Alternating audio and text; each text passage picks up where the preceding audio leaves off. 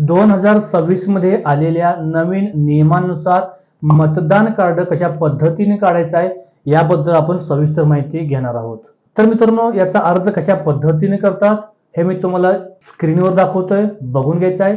याची जी official website आहे याची लिंक मी डिस्क्रिप्शन मध्ये तसेच कमेंट बॉक्सच्या पहिल्या कमेंट मध्ये सुद्धा दिलेली आहे। सर्वप्रथम आपल्याला याची ऑफिशियल वेबसाईट ओपन करून घ्यायची आहे।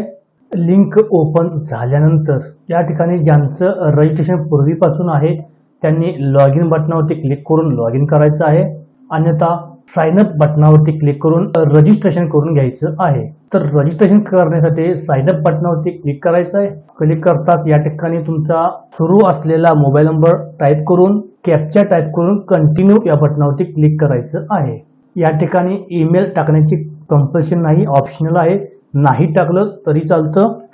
कंटिन्यू केल्यानंतर या ठिकाणी तुमचं फर्स्ट नेम आणि लास्ट नेम टाईप करायचं आहे आणि सेंड ओटीपी या बटनावरती क्लिक करायचं आहे। क्लिक करताच या ठिकाणी तुम्ही दिलेल्या मोबाईल नंबरवरती एक 6 अंकी ओटीपी येतोय, तो ओटीपी या ठिकाणी टाकून व्हेरीफाय या बटनावरती क्लिक करायचं आहे। क्लिक करताच या ठिकाणी तुमचं रजिस्ट्रेशन सक्सेसफुली होऊन जाईल। त्यानंतर तुम्हाला लॉग इन पेजवरती यायचं आहे। या ठिकाणी तोच मोबाईल नंबर टाईप करून कॅप्चा टाईप करून रिक्वेस्ट ओटीपी या बटनावरती क्लिक करायचं आहे। तुम्ही दिलेल्या मोबाईलवरती एक ओटीपी येतोय, तो ओटीपी या ठिकाणी टाकून व्हेरीफाय अँड लॉग इन या बटनावरती क्लिक करायचं आहे। लॉग इन करताच या ठिकाणी तुमच्या समोर अशा पद्धतीचा डॅशबोर्ड दिसतोय। तर तुम्हाला करायचं काय आहे, नवीन मतदान कार्ड काढायचं आहे। तर त्यासाठी या ठिकाणी सुरुवातीचा 1 नंबरचा जो फॉर्म आहे न्यू वोटर रजिस्ट्रेशन, यामध्ये नवीन मतदार नोंदणी करायची आहे। यासाठी आपल्याला फॉर्म नंबर 6 हा भरायचा आहे आणि फॉर्म नंबर 6A जो आहे तो NRI साठी आहे, त्यामुळे फिल फॉर्म 6 याचं बटन आहे, याच्यावरती क्लिक करायचं आहे। क्लिक करताच तुमच्या समोर फॉर्म 6 ओपन होईल। यामध्ये दिलेला फॉर्म सविस्तर माहिती भरून घ्यायची आहे। तुम्हाला हवा असेल तर हा फॉर्म तुम्ही इंग्लिश किंवा मराठी तुमच्या चॉईसनुसार तुम्ही या ठिकाणी सिलेक्ट करू शकताय। तर या ठिकाणी सर्वप्रथम तुमचं राज्य निवडायचं आहे, जिल्हा निवडायचा आहे आणि तुमचं असलेलं मतदारसंघ या ठिकाणी निवडायचं आहे। तर या ठिकाणी मतदारसंघ निवडून झाल्यानंतर या ठिकाणी उजव्या कोपऱ्यात नेक्स्टचं एक बटन आहे, त्या बटनावरती क्लिक करायचं आहे। क्लिक करताच तुम्ही पुढच्या स्टेपला जाल। तर या ठिकाणी first name followed by middle name, म्हणजे तुमचं पहिले नाव म्हणजे तुमचे स्वतःचे नाव स्पेस देऊन वडिलांचं नाव या ठिकाणी टाईप करायचं आहे। सरनेमच्या ठिकाणी तुमचं आडनाव टाईप करायचं आहे। इंग्लिश मध्ये तुम्ही टाईप केलं की खाली मराठीमध्ये ऑटोमॅटिक येतंय, बरोबर येते का चेक करायचं आहे। मराठीमध्ये बरोबर येत नसेल तर तुम्ही स्वतः बाजूला कुठेतरी मराठीमध्ये टाईप करून त्याचं या ठिकाणी कॉपी पेस्ट करू शकताय। तर या ठिकाणी मराठी नाव आणि इंग्लिश नाव तुमच्या आधार कार्डवर ज्या प्रमाण आहे त्याचप्रमाणे या ठिकाणी टाकायचं आहे। जर तुम्ही नाव टाकताना एखादं स्पेलिंग चुकीचं टाकलं, शेवटी तुमचं आधार व्हेरिफिकेशन असते ते होणार नाही आणि तुमचा फॉर्म सबमिट होणार नाही। मराठीमध्ये एखाद्या वेळेस नाव चुकलं तर चालेल, फॉर्म सबमिट होईल, पण जे इंग्लिशमध्ये नावाचं स्पेलिंग आहे ते आधारवर ज्या प्रमाणे आहे त्याचप्रमाणे टाकायचं आहे। या ठिकाणी तुमचा फोटो अपलोड करायचा आहे, त्यासाठी चूज फाईल या बटनावरती क्लिक करायचं आहे।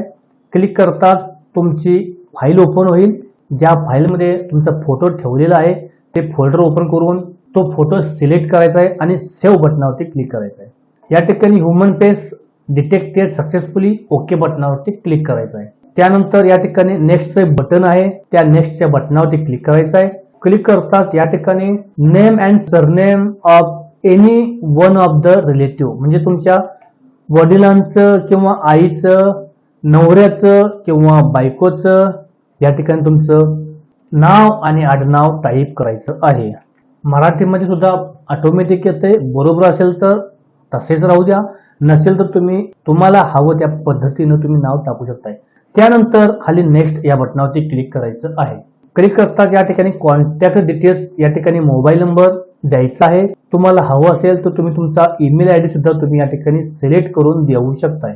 त्यानंतर खाली नेक्स्ट या बटनावरती क्लिक करायचं आहे। या ठिकाणी तुमचं आधार डिटेल्स द्यायचे आहेत, आधारच्या समोर एक टिक लावायचं आहे, आधार नंबर टाईप करून नेक्स्ट या बटनावरती क्लिक करायचं आहे। या ठिकाणी तुमचं जेंडर निवडायचं आहे, मेल आहात का फिमेल आहात, टिक लावून नेक्स्ट या बटनावरती क्लिक करायचं आहे। त्यानंतर या ठिकाणी डेट ऑफ बर्थ, जन्मतारीख तुमच्या आधार प्रमाण टाका, जन्मतारीख टाकून या ठिकाणी तुम्ही जन्मतारखेचा कोणता पुरावा देणार आहात तो पुरावा या ठिकाणी खाली दिलेल्या लिस्ट मधून सिलेक्ट करायचा आहे.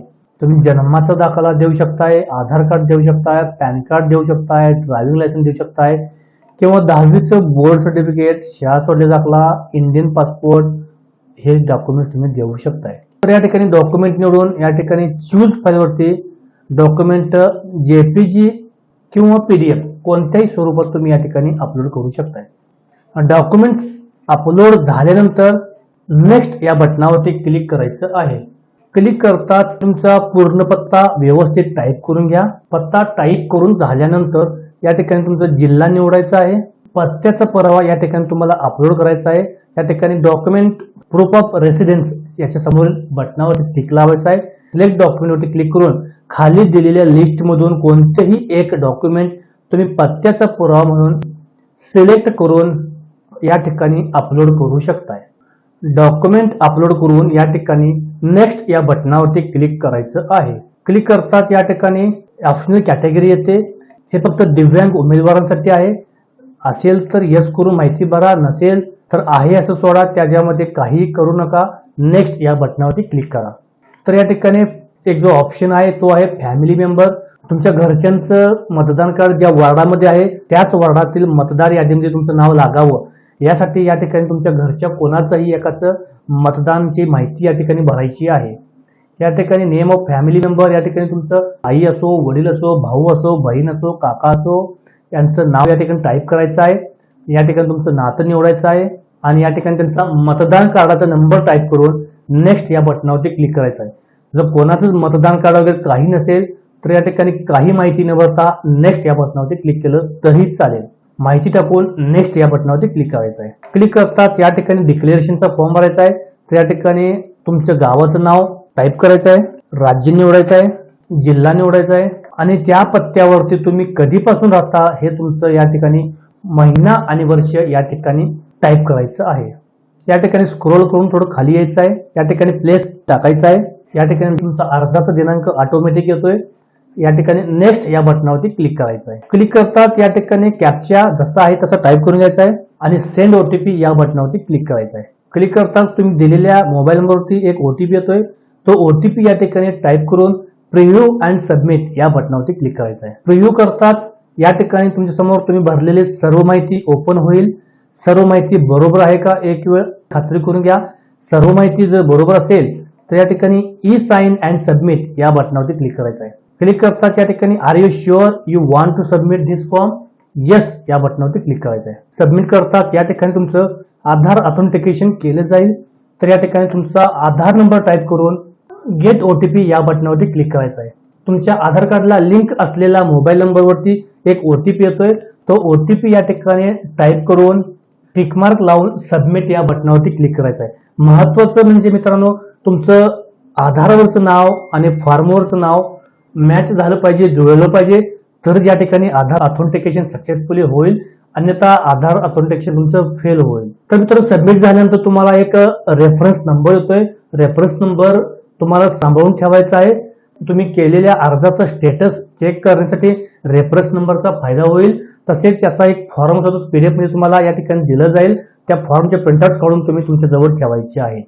आणि मित्रांनो महत्वाचं म्हणजे याचं जे ई मतदान कार्ड आहे ते 15 ते 30 दिवसात तयार होईल. ते तयार झालेलं मतदान कार्ड कशा पद्धतीने डाउनलोड करायचं आहे, त्याचं स्टेटस कसा बघायचं आहे ते सुद्धा दाखवतोय, बघून घ्यायचं आहे. तर या ठिकाणी याच्या होम पेज वरती यायचं आहे. ट्रॅक ऍप्लिकेशन स्टेटस या ठिकाणी एक बटन आहे, तर त्या बटनावरती क्लिक करायचं आहे. क्लिक करून या ठिकाणी तुमचा रेफरन्स नंबर जो काही आहे तो रेफरन्स नंबर या ठिकाणी टाईप करून सबमिट या बटनावरती क्लिक करायचं आहे. सबमिट करताच या ठिकाणी तुमचं डिटेल्स ओपन होतील. या ठिकाणी तुम्ही स्टेटस चेक करू शकताय. या ठिकाणी एक एरो येतोय, त्या एरोवरती क्लिक करताच या ठिकाणी तुमचा फॉर्म ऍक्सेप्ट दाखवतोय आणि कोणत्या तारखेला ऍक्सेप्ट केला तारीख दाखवेल. शिवाय या ठिकाणी तुमचा तयार झालेला एक मतदान कार्ड नंबर या ठिकाणी दाखवतोय. तो नंबर तुम्ही कॉपी करून घ्यायचा आहे. नंबर कॉपी करताच या ठिकाणी तुम्ही डाउनलोड ई वोटर कार्ड या ठिकाणी तुम्ही तुमचं मतदान कार्ड डाउनलोड करून घेऊ शकताय. या ठिकाणी इपिक नंबर जो आपण कॉपी केला होता तो पेस्ट करायचा आहे. या ठिकाणी तुमचं राज्य निवडायचं आहे आणि सर्च या बटनावरती क्लिक करायचं आहे. क्लिक करताच या ठिकाणी तुमच्या मतदानाचे डिटेल्स येतील, बरोबर आहेत का बघायचे आहेत. आणि जो आपण मोबाईल नंबर दिला होता तो मोबाईल नंबर या ठिकाणी लिंक सुद्धा झालेला आहे. आणि तुम्हाला या ठिकाणी सेंड ओटीपी वरती क्लिक करून या ठिकाणी ओटीपी टाईप करून तुमचं मतदान कार्ड डाउनलोड करून घ्यायचं आहे. तर मित्रांनो, अशा पद्धतीनं आपले मतदान कार्ड काढण्याची प्रोसेस पूर्ण झालेली आहे. मित्रांनो, आपण केलेला अर्ज याचं जे मतदान कार्ड आहे 15 ते 30 दिवसांच्या आत याचं ई मतदान कार्ड तयार होतं. ते तुम्ही डाउनलोड करून तुम्ही कोणत्याही कामासाठी वापरू शकताय. तर मित्रांनो, हा व्हिडिओ तुम्हाला कसा वाटला? व्हिडिओ आवडल्यास व्हिडिओला लाईक, शेअर आणि सबस्क्राईब करा. धन्यवाद.